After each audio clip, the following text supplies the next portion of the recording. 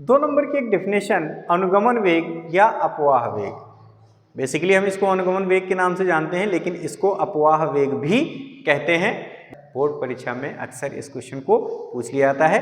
तो देखते हैं अनुगमन वेग क्या होता है। इसके लिए कुछ नहीं करना है, आपको सिर्फ एक चित्र बनाना है और एक छोटी सी डेफिनेशन लिख देनी है, आपका क्वेश्चन कंप्लीट हो जाएगा। देखिए किस तरीके से इसको सॉल्व करेंगे।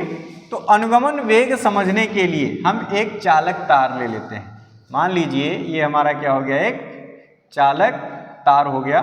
हमने काफ़ी इसको बड़ा बनाया है ताकि आपको सारी चीज़ें डिटेल में समझा सके। और इस चालक तार में देखिए, चालक तार को चालक क्यों कहते हैं, क्योंकि इसमें मुक्त इलेक्ट्रॉनों की संख्या अधिक होती है। तो इसमें हम बना लेते हैं मुक्त इलेक्ट्रॉन। ये हमारे सब क्या हो गए, मुक्त इलेक्ट्रॉन्स हो गए। और किसी चालक तार में केवल मुक्त इलेक्ट्रॉन नहीं होते हैं, इनमें कुछ उदासीन कण भी होते हैं, कुछ धनायन भी होते हैं। तो उनको भी हम बना लेते हैं। मान लीजिए ये उदासीन कण या कुछ धनायन भी हैं, ठीक है।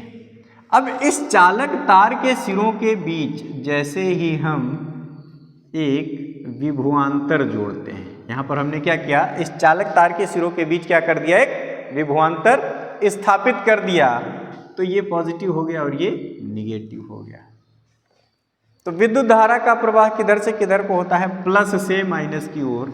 तो इस चालक तार में एक क्षेत्र उत्पन्न हो जाएगा जिसकी डायरेक्शन पॉजिटिव टू निगेटिव होगी। ये पॉजिटिव है और ये निगेटिव है। देखिए ये सिरा पॉजिटिव से जुड़ा है तो ये पॉजिटिव, ये निगेटिव से जुड़ा है तो ये निगेटिव।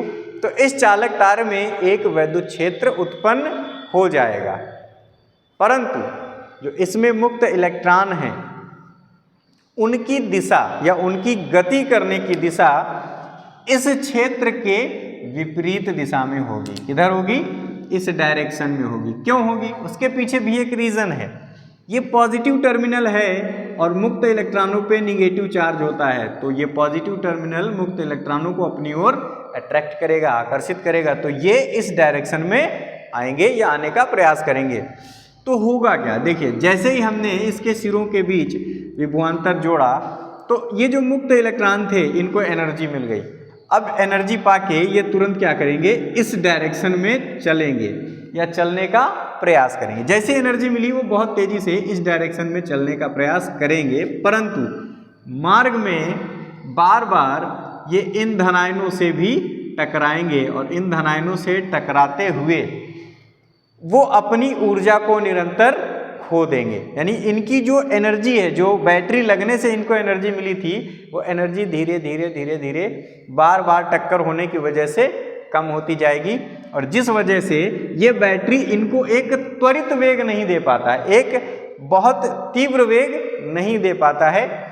ये बार बार इधर उधर टकराते हुए धीरे धीरे इस डायरेक्शन में, बहुत धीरे धीरे इस डायरेक्शन में बढ़ते हैं।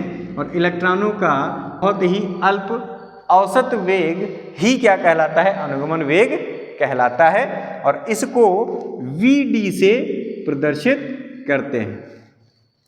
या हम ये कह सकते हैं कि मुक्त इलेक्ट्रॉनों का यही औसत वेग अनुगमन वेग कहलाता है और इसको Vd से प्रदर्शित करते हैं।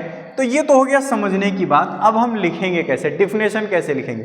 डेफिनेशन में कुछ नहीं है, सीधे जैसे जैसे हमने आपको बताया वैसे ही लिख देना है। अब लिखेंगे क्या, लिखेंगे कि जैसे ही किसी चालक तार के सिरों के बीच हम विभवांतर स्थापित करते हैं तो चालक के भीतर एक वैद्युत क्षेत्र उत्पन्न हो जाता है और मुक्त इलेक्ट्रॉन इस वैद्युत क्षेत्र के विपरीत दिशा में गति करना प्रारंभ कर देते हैं।